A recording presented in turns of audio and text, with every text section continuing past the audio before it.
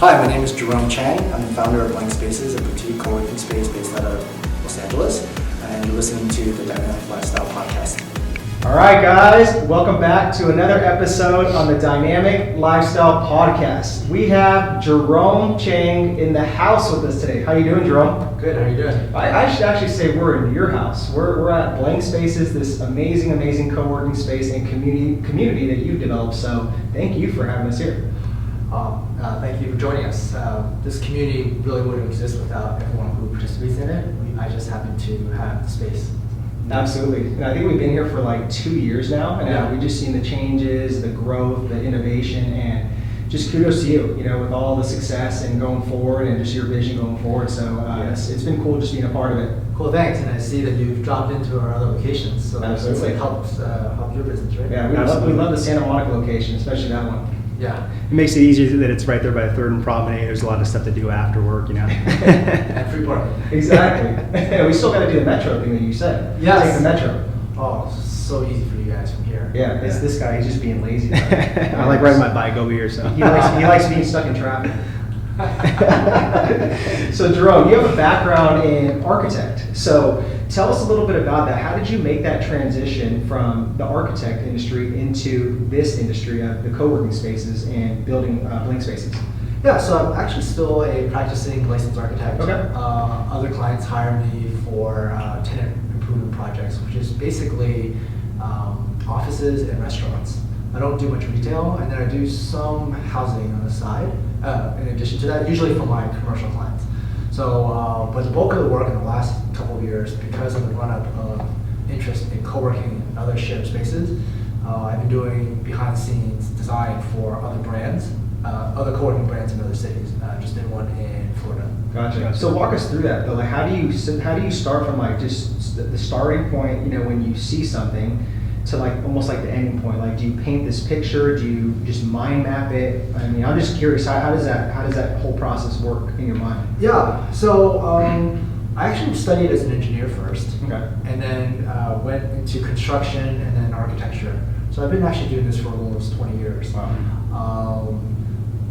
What basically happens is like 99% of the architects, when they do projects, they're designing with someone's expense count, which means that they're basically a glorified personal shopper. You say, I have $1 million, I want to build off this house, this office, whatever, and the architect designs and spends it. There's the 1% of the architects who design when the space has to generate revenue.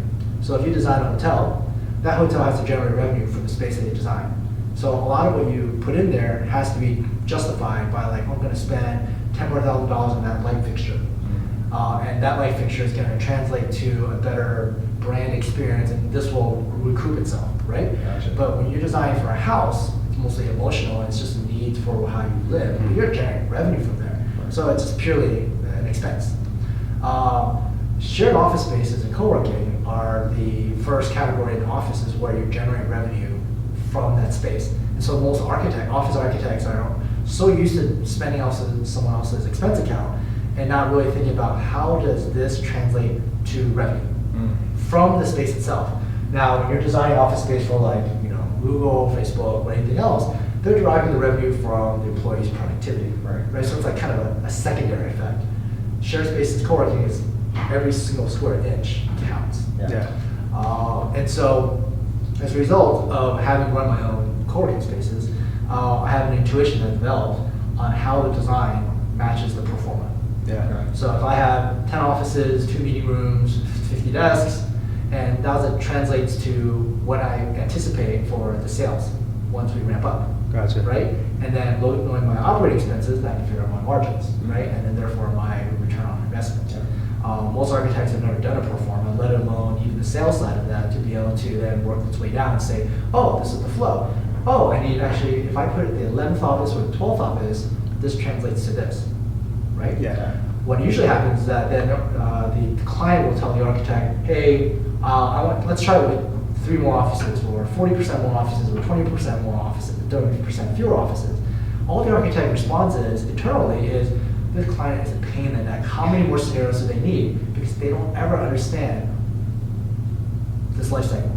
Gotcha. right? Yeah. And so you do this a few times, and you suddenly realize, like, wow, you have a massive impact in the success of the business by understanding this. Same thing with restaurants. Yeah. You know, all the money gets into the kitchen, but everyone thinks about the front of house, the dining seat. Mhm. The dining seats don't make money. No. The food doesn't make money. It's the drinks, Yeah, right? all alcohol. But the kitchen makes money all day, Mhm. right? Regardless if it's for the diners in the front or for catering business, which is what most restaurants love. You can ramp up, if you can ramp up a catering business, you can be busy in the kitchen at 10 a.m., 2 to 3 p.m., in between the meal rush time, which means that you cook it, send it out, you don't even use the dining seats, right? Mm-hmm. It's great.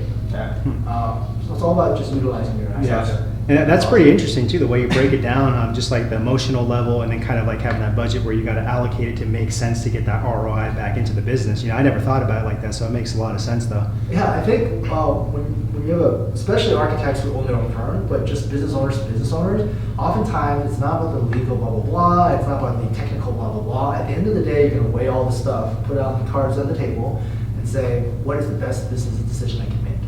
I understand that if I do this, I'm increasing my risk here, legally or financially, but I'm willing to do that because of this, Right. And most architects, either they don't own the business or they don't run a business. They can't present the options in that way that says, look, we can talk about all the gobbledygook and all that stuff, right? At the end of the day, you have to decide, like, are you willing to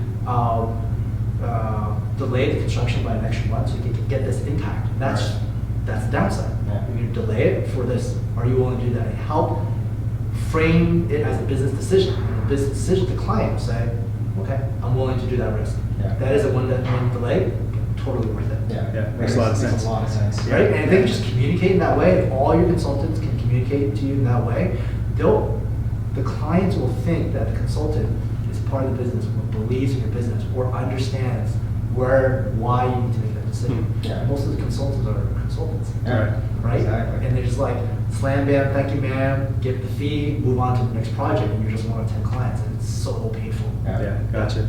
And so we traveled back to 2008. I mean, you were one of the first ones that started a co-working, business like this, in Southern California. So in 2008, did you see like a problem that needed to be solved with these co-working spaces? Because I mean, they've grown rapidly the past decade, So was there like a problem that needed to be solved, and you saw it and just kind of capitalized on it? Yeah, I became customer number one. I was looking to leave my architect job in 05, and so finally in 06 I sat down and cranked out a spreadsheet and started my business plan. In 07 I raised some money and then signed the lease and opened in early 08. So it took about a year and a half between like literally the first minute I spent on the spreadsheet to opening doors. It's probably pretty normal, right? Yeah. For someone who doesn't procrastinate too much, like I'm going to do this. I've never run a business. I've never been a senior manager to make budget decisions. I just kind of jumped in and just hope for the best. My awful timing was that I opened right before the recession, and so it just became, it was cataclysmic. Yeah, it was just horrible. And fortunately, the business model was a little resilient, and I was able to scrape together enough customers and sales and continue on, and then open number 2 in early mid 2011. Gotcha. It just turned out that co-working became both a curiosity and became actually a hot trend in solving a lot of commercial real estate problems. So my problem I had in 06, which was I wanted to find office space for myself when I opened my own firm. I thought, hey, I need to share with a few buddies. Like maybe it's 5 people or 10 people. And then so I decided to crunch some numbers. I'm like, wow, the number is really closer to 40 or 50 or 60. So how could I actually generate revenue off this rent that would otherwise be just an expense? Right. Yeah. So what was like the biggest mistake you made along those lines? Like let's say in the last 10 years, what was the biggest mistake you made, and then what did you learn from that?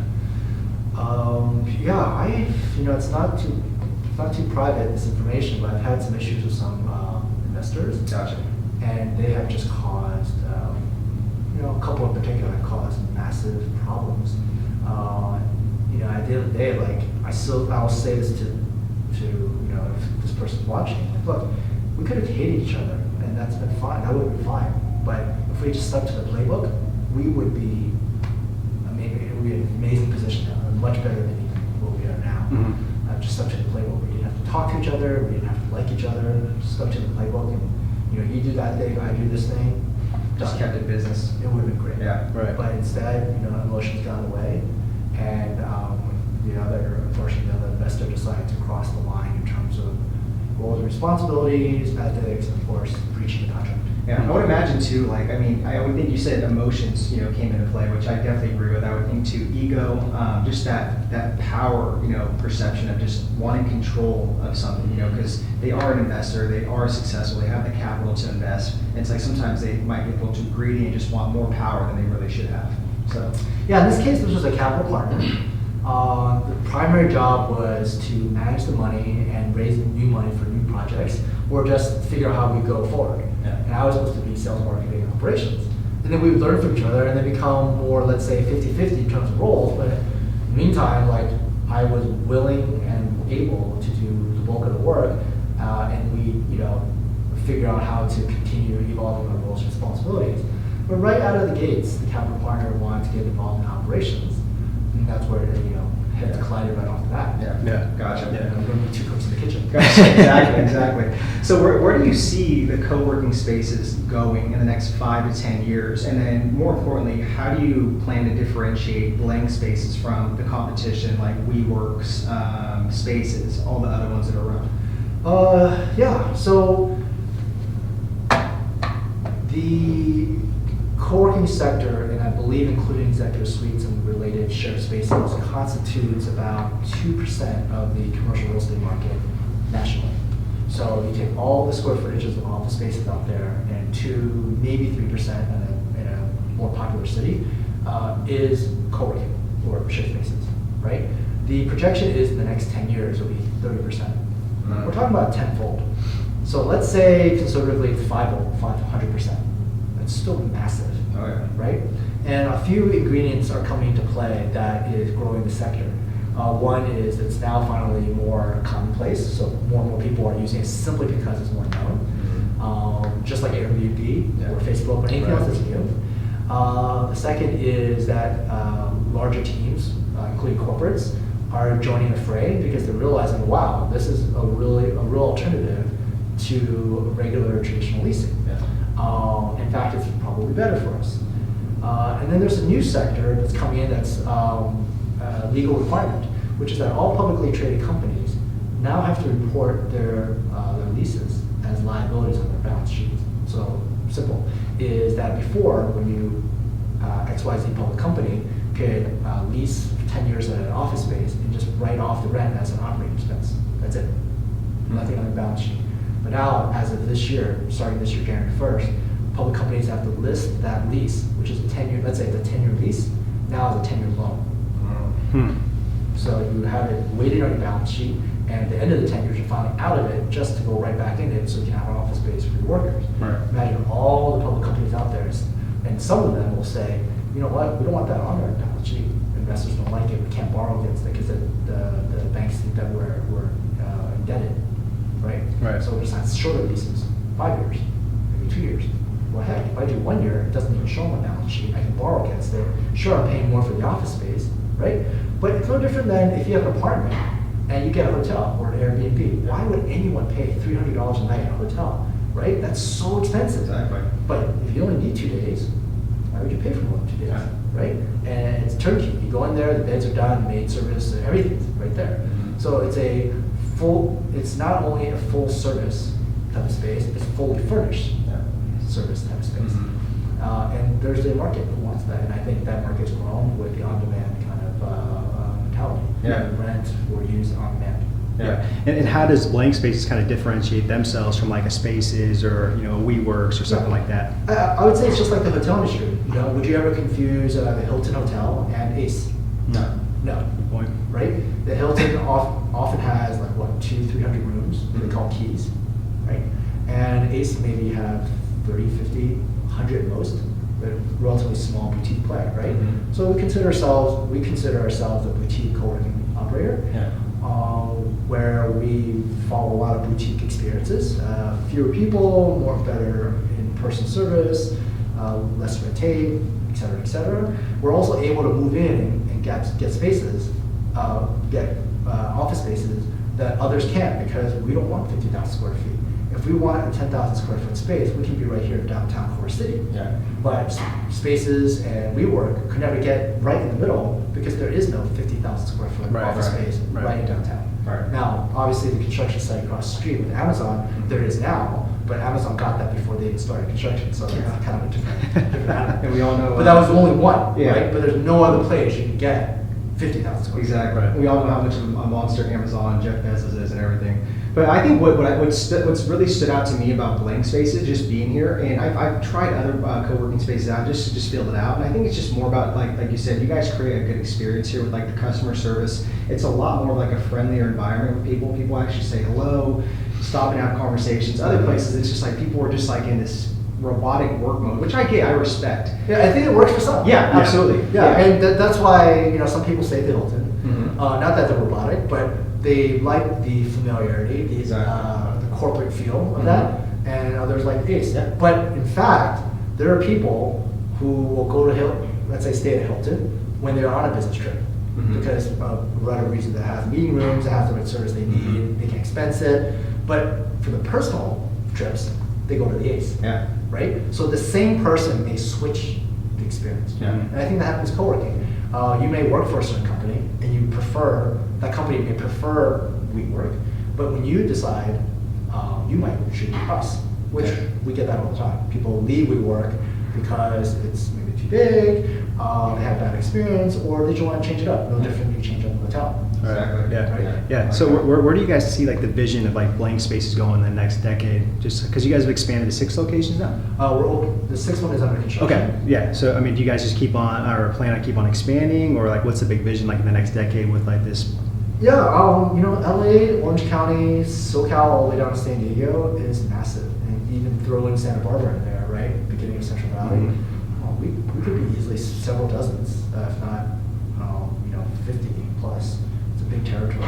Yeah. We also happen to be a gateway market, which means we're in the top 5, cities. Yeah. SF, LA, New York, Boston, DC. Nice. Right? So that puts us in a nice, convenient position where we can expand here and be happy. I mean, In and Out was primarily SoCal for years. Oh, yeah. Right? And only recently they moved out to the entire Southwest region. Mhm. And I think they're doing fine. Yeah. Right? What's fundamentally different though behind the scenes is that, like the hotels, we've switched to a management model. Not so much that we switched, the opportunities was much more obvious to us to pursue management deals. Where basically people with access to the space, whether it's landlords or tenants, they hire us to operate and activate the space as co-working space. We get a fee on it, and our client, the landlord, or the person, the tenant of the space, gets all the revenue, all the upside. So we're fee-based. This is exactly how hotels have been operating for decades. There was probably a point in the hotel industry 70, 80, 100 years ago where most of them, they signed these 50 or 100-year leases, and then, they just repeated that. But somewhere along the lines of probably, in the 70s, 80s, they switched more and more to management deals. They might get a minority stake in the business, but they primarily are hired by the landlords and developers to run it as a Hilton brand or Marriott brand or Sheraton brand, right? Well, across the last 70 years, what the hotel industry did is what co-working is trying to do in the next 10 years. Yeah. That's an accelerated model. So with the hotel industry, right, the rise of aviation after World War II just led to the explosive growth of hotels because you didn't have to drive to a hotel, you could fly to a destination and you needed a place, which meant you needed more hotels and more specialized hotels, right? In the 70s, 80s, you had the rise of corporate hotels and the consolidation of that market. The Hilton, Sheraton, Marriott's, they all grew bigger and started acquiring smaller players to get even bigger, right? But just like the beer industry and the coffee industry, the rise of boutique, the artisanal, right? The boutique players came out in the mid-2000s, Yeah. right? Despite the massive, massive presence of the big hotel players, Mhm. right? So now the big hotel players like Hilton and Marriott are creating their own boutique brand just to be able to compete in that market or Yeah. buying boutique brands. Yeah. Well, co-working is going to be the same. We have the rise of the WeWork spaces, right? There'll be some consolidation. Then there'll be the re-rise of boutiques. And whether that happens in 5 years, or 8 years, or 10 years, it's for sure going to happen. Happen in all these other industries because of changing taste. changing economies. Yeah. So without a doubt, it's going to happen. Yeah. So just follow the hotel industry. Yeah. Co-working will follow. Yeah, and is that what you've been doing though? Is like kind of studying the hotel industry and just Yeah. kind of okay? So out of my 6 locations, assuming this one opens, only 2 will be traditional leases. The other 4 are management deals. Whereas I would say literally 99.9% of all co-working operators, they might have 1 or 2 management deals, but a super high percentage of their portfolio of the properties will be traditional leases, right? I just think it's maybe not foolish. I mean, it may be foolish, but I think it's very bullish to continue to do business the same way as you have for the last 3 or 5 years. I've been doing this for 11 now, and I think the market's at a high. And why would I sign at the high when eventually it's going to go down? Right. So I'll be back signing leases in 1, 2, 3 years. If the opportunity is right, we're doing management deals both, and just like the next, no different than the hotels, right? Yeah. So you have some of the hotel brands, they have some flagship locations, they own outright or any number of reasons, but the other ones, they do management deals, so it's fine. Yeah. Do you have any like resources that you recommend kind of looking into the hotel business? Because I mean, we're in the fitness industry, but I've also heard too like to study the hotel business as well too, just for the client experience, and you can just learn a lot off it. Do you have like any resources, books, or anything like that? No, I haven't found straight research on this. I've just kind of had to poke around and find the parallels. But yeah, the fitness industry is no different. I mean, look at the rise of these 24-hour Exactly. fitness. But then now it's like a bar and small boutique ones. rise of CrossFit, and that was like came out of nowhere. Yeah. Right? Yeah, fitness models the same. Yeah, and that's what we try to emphasize. And when you were talking about that whole thing about the boutique and then the bigger player hotels, I was like, oh, that reminds me of kind of what we talk to our students about and gym owners that we help, because a lot of the people we help are small boutique gym owners, towards like they don't have this massive budget, for like 24 Fitness, Equinox, LA Fitness, towards like they can get so many eyeballs because they have a lot of marketing budget and stuff. So same thing, kind of, same concept towards like people still want that smaller boutique experience, and there's always going to be a need for that. I think those places are going to be on the horizon going forward. Yeah, you are also, the boutique players are able to recognize and capitalize on fitness trends. Yeah. That the big ones just it didn't match the brand. Exactly. Yeah. Would you have seen 24-hour fitness doing CrossFit? Like, it didn't even make sense. Yeah. You wouldn't even believe that, right? Yeah. Like, do CrossFit, Yeah. right? It's true. And who knows what the next thing is? Right. Pilates, there's, Yeah, Exactly. And then just to wrap up the conversation about the co-working spaces, let's just think like just crazy thoughts here in the next decade. Like, could you see these co-working spaces like almost being like hotels to where people can stay the night there and stuff like that and just get right into work? Well, a lot of office spaces actually have limitations that you can't sleep overnight. Okay. Well, at least not regularly. But with the advent of co-living, which is the flexible living arrangements model similarly like co-working, and you put co-working and co-living together in the same building, or you have landlords who relax the rules about staying overnight in an office space, sure. But the real estate industry is pretty traditional and conservative. Yeah. They're really reluctant to change. But we'll see. I see the investors behind real estate, just like in Wall Street. If you have an investor looking to invest in bonds, that bond investor is not going to care about stocks, right? Yeah. It's a different market. They don't care that they can double your returns. They don't like the risk. They're focused on bonds. So until we get more real estate investors who are focused on bonds, to then shift their thinking and say, well, maybe I can get a stock with a dividend, right? It's like a bond because it's sure, but I get some upside. Yeah. And so you'll get some people who will cross over and then prove that this can work. Yeah. That's interesting. I like that. Let's shift gears here now. I want to talk a little bit more about like the mindset of an entrepreneur. Obviously, you've had a lot of success, a lot of experience, which I always look at, and I just really I'm like, if this person has a lot of success, I'm like, okay, they know they've been through some stuff. So in entrepreneurism, there's always some sacrifice to a cost, right? So the analogy I like to use is, let's say you have a pro boxer. He's gifted, he gets the shit beat out of him, punches left and right, but there's a cost at the end of that career to maybe some sort of brain damage, trauma, who knows what.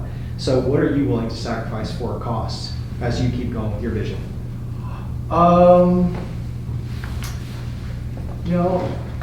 I think some of my peers in my age group are doing better financially or professionally, and I wonder, was this worth it? And I eventually have to help support my family, Right. my kids in this rising education cost. Will I be able to get there, and also at the same time allow for some retirement set aside? And so the clock's always ticking for everyone, Yeah. and whether you started on time early enough or succeeded early, we don't know. But at the end of the day, I think if you're an employee at a corporation, your future's not sure either. Yeah. Don't know, but I do know that I was miserable working for others, and much happier here, despite all the drama and the chaos related to owning a business. Yeah. So I think you, with more experience, you're just a little more patient and confident that your strategy will work if you commit to it. I like that. Yeah. Yeah. Yeah, let's stay on that topic of what you said about the chaos and the drama, because there's always two sides of the coin as an entrepreneur. A lot of people always see that side of the coin where it's like, oh, rainbows, the sunshines, I'm working for myself, I'm doing this and that. But the other coin is the dark times, where it's like a roller coaster. There's very hard times in the business and in entrepreneurism. So how do you deal with just like those dark times where things just aren't going your way, and just frustrations and emotions are high, everything like that? Yeah, I mean, the frustrations of the dark period in late 08 and early 09 was just both sheer luck and sheer bootstrapping it. I eventually played chicken with my landlord in forcing a conversation to restructure my rent and bought time. And that time allowed me to then grow again. And other times is that, you guys have each other, right? Yeah. I don't have operating partners. And honestly, it's really lonely to not be able to speak very openly about some of the issues that you might be having, because it affects your employees or affects your investors or wherever else. So I think the loneliness is difficult. Yeah. I know I have some peers in my industry. I can lean on them, but if they're not in the same city, or if they're competitors, even if they're friendly competitors, I don't know. I think I'm on the search for the right peers/friends, Yeah. where I can be find another sounding board or find someone else to help solve my problems. Yeah. I guess I can always hire a consultant. But yeah, I guess I've hired a consultant on my HR side a few years ago to help solve some of the things that I found were just really not my strength, which Yeah. is managing people to that level, or learning best practices from our industry and other industries that could be used for my employees, because I was focused on so many other areas. So I guess delegating helped. Yeah, and I think that's something that love that. I could see something being implemented into these co-working spaces, is like a mental health side of the things, where it's like you have a peer group of just people to lean on and have these honest conversations, because the mental health, the mental taxing it takes on an entrepreneur, of like you said, the loneliness and depression, the anxiety, not having anybody to turn to and talk to, it's hard. It really gets hard, Yeah, there's a role that co-working spaces could play in setting up these groups. I think it just depends on the community and the culture. It's got to be tough if you're sharing so openly with people who are ultimately sitting next to you. You're like, I know how this person's in trouble. So depends on the person and culture. Right. I don't know if our culture is there yet. We're still kind of in growth mode to keep tackling more locations versus looking inward at our own current space and say, what else can we do to yet improve it? If I can't find it, then I think it trickles down to the fact that the community may not be ready either. Gotcha. That's a good point. I don't know. I think it's hard. Like in your business, you probably want someone who has a similar business model, so they can understand intuitively what you're challenging with, right? Like you're in fitness, and usually it's subscription. Like your type of fitness may not have as much subscription base as another fitness, right? Exactly. And there's challenges to that. Oh, yeah. Ironically, I use MindBody online to track my revenue, my customers. Nice. And that way we actually have survivors. But I don't know. It's the downside of being kind of a leader or pioneer in the industry is that, no one else is pioneering with you. Yeah, right. Yeah. That's the point. You're out of the gates first. No, yeah. I always wonder So that true. too, because I mean, everyone's always saying, "Oh, well, you guys have an advantage. You guys have two. There's two of you. You guys are twins." I'm like, yeah, that is a great advantage, you know. And it's like I can't speak for you being alone, and that'd be tough, you know, because then it's like you don't have someone to lean on. And I think, you know, EQ as an entrepreneur is so important. I mean, IQ is great, but it's like, man, if you can't handle your emotions and, you know, be emotionally resilient and, you know, be relentless through the dark times of just entrepreneurial, then it's like you're doomed. Yeah, I've read some articles about this, that I think the success of entrepreneurs and businesses in general is almost not the model itself or the profit margins. It's just sheer tenacity. Like, how much longer can you last? Exactly. Before things turn the corner. Exactly. Like, I was reading an article about Jake Burton, you know, Burton Snow Gear. Okay. He was selling out the back of his pickup truck or his van for years, and it was way early before anyone really had like snowboarding. And he was like, I think within days of just like closing up and saying, forget it, I'm going to do something else. He just stayed the extra day, found a great buyer, and like enough stars aligned, Yeah. and it worked. And I'm sure there's 1,000 other examples like this. We just have to, you know, stay in there. Yeah. And I've seen my co-working peers who've come and gone, and they quit for any number of reasons. Something couldn't help it.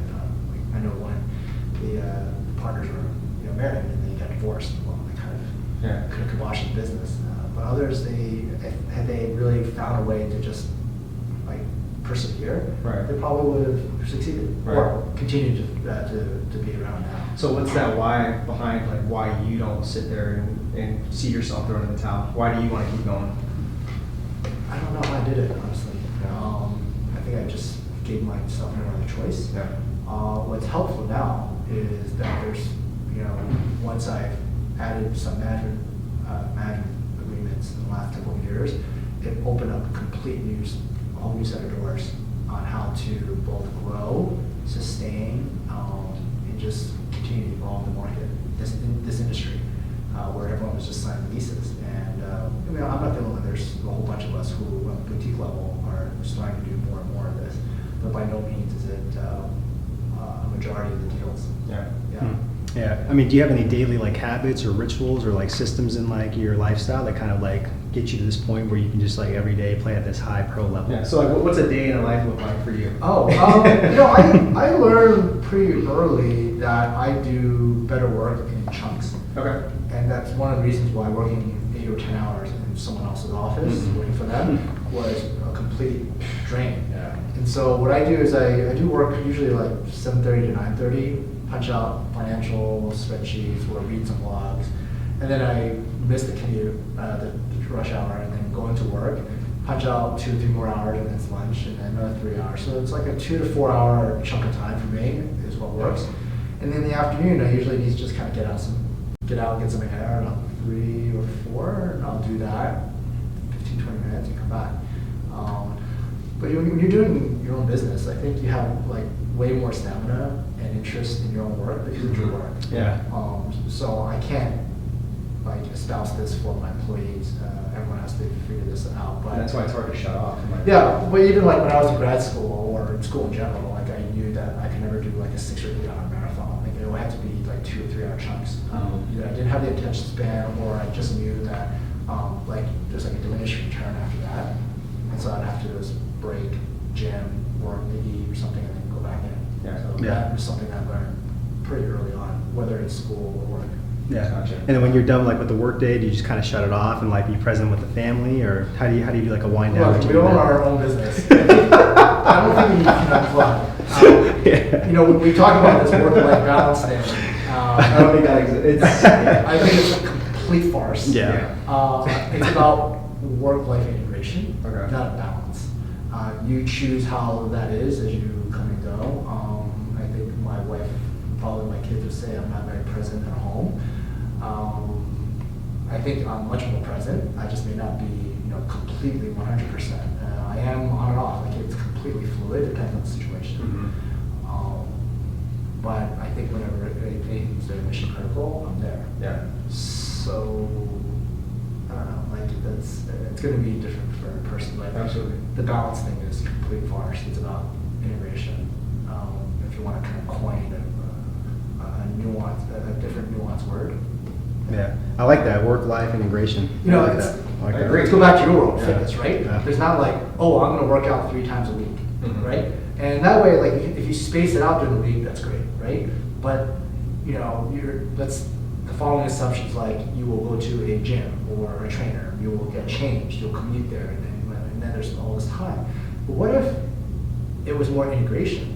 Like, you sat on a certain medicine ball or a certain seat throughout the day, and you're doing, like, core muscle work, right? Mhm. That's integration. It's not balance, Mhm. right?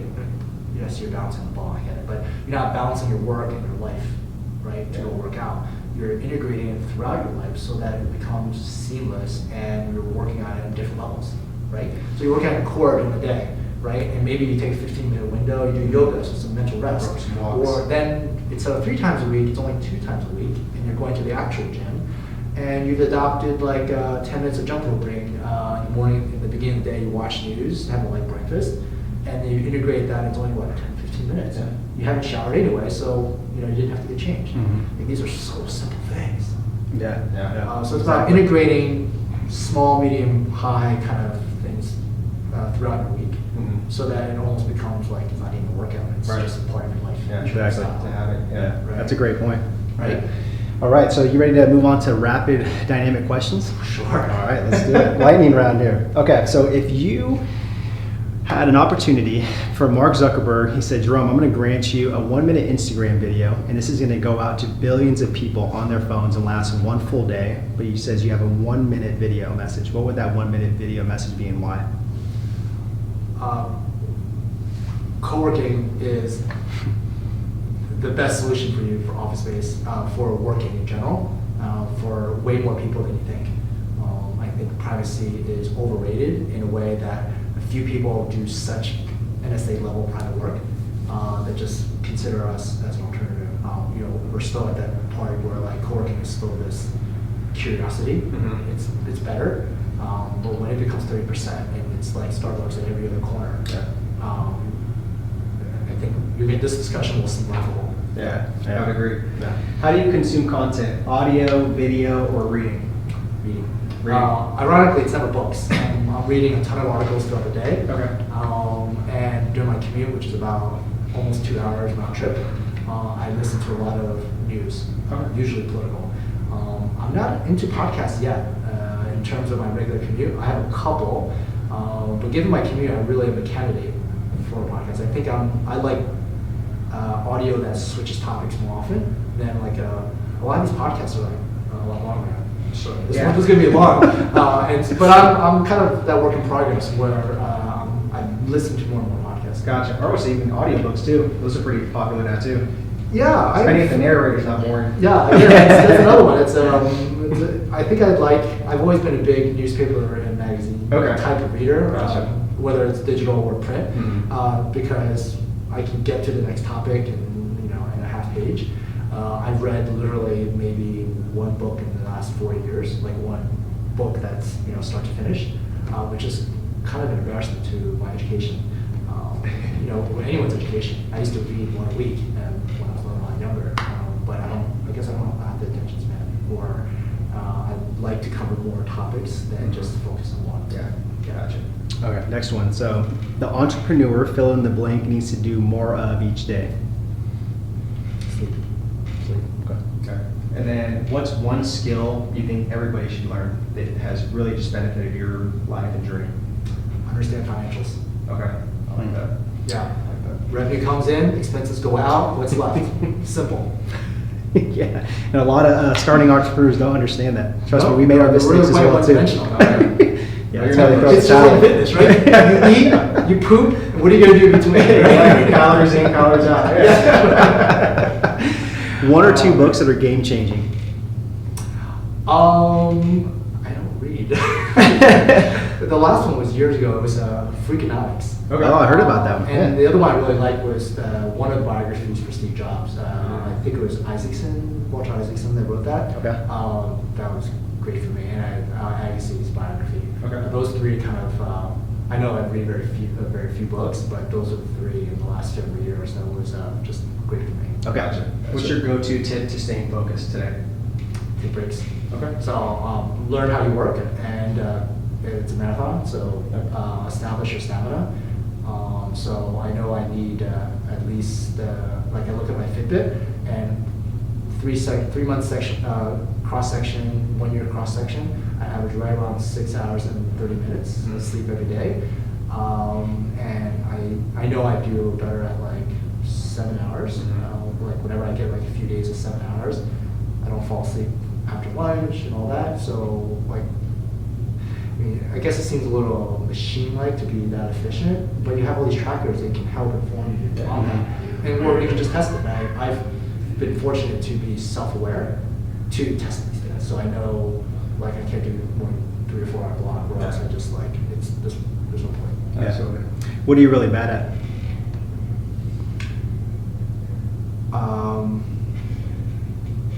Humans, it's empathy.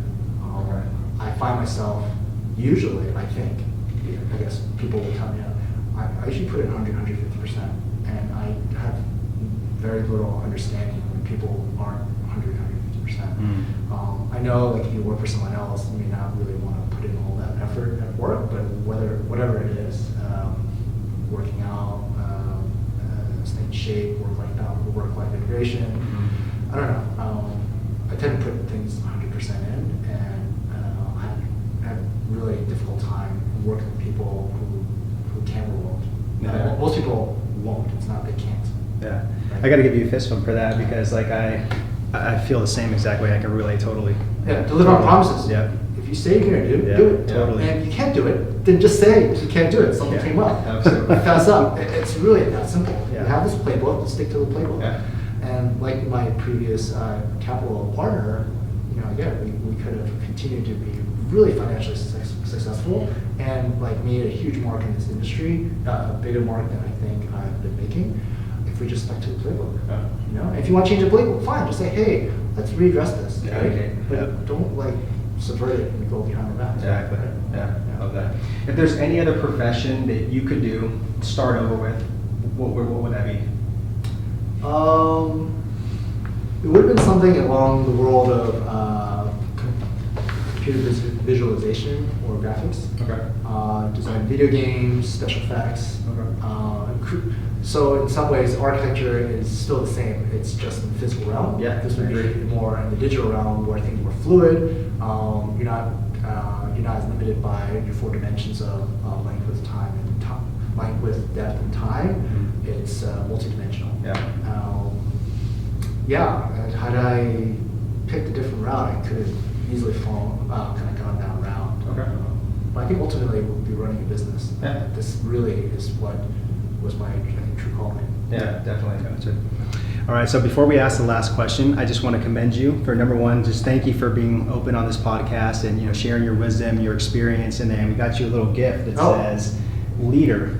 So we chose leader because you actually opened up the first blank spaces in 2008, and you're a natural leader. You're leading 5 different locations. I see you guys expanding all over the place, and you guys are doing a great job building the blank spaces community. So yeah, I just commend you on your tenacity and everything that you're doing right now. So thank you. I echo everything. Yeah. Thanks. Yeah, we actually have 2 to 4 more locations in the pipeline. It's amazing. Probably minimum of 2 in the next 9 months. So we'll see if I can execute. You guys are on the rise. So what does it mean to Jerome to live a dynamic lifestyle? Pay it forward and no regrets. Okay. Because if you're paying it forward, you're always helping someone else. There's no static in there. And no regrets means that you're not living in the past. Yeah. Absolutely. You're Love it. looking forward. Love Love it. that. So where can the listeners find more information about you, and is there anything we can support you on? I'm a brick and mortar operation, so come visit our space. We'd love to Absolutely. host you, Absolutely. whether it's by the day or by the month. I think you guys are a testament that being here on an everyday or regular basis can help in so many ways. Like, if you had your own office space, you would have to dedicate a room to podcasting, right? Absolutely. You figure figure out a way to be mobile, but we have a way to enable more locations. Yeah. Yeah, so just come on in. Cool. Sounds good. We'll have that linked up in the show notes. Once again, Jerome, thanks so much for your Great, time thank today. you. I really appreciate Thanks, it. Ralph. Appreciate it. Great. Until next time, guys. Hey guys, thanks so much for watching this video. If you guys want more access to podcast interviews and videos just like this, make sure to click the link below so you guys can check out all the other episodes that we have. Also, if you're a personal trainer, a gym owner, or a fitness professional, and you're looking to take your business online, make sure to check out the link below and join our Online Fitness Coaches Personal Mentorship Program. In this program, we actually have 2 live trainings. The first live training is with Eric and I, and we actually teach you guys about sales, marketing, persuasion, social media, how to be a better online fitness coach. And the second live training is with an expert that teaches you stuff just like that, what I just mentioned, okay? So if you guys are interested in that and also creating more income, influence, and impact and taking your business online, make sure to check out our Online Fitness Coaches Personal Mentorship Program. We'll see you on the inside.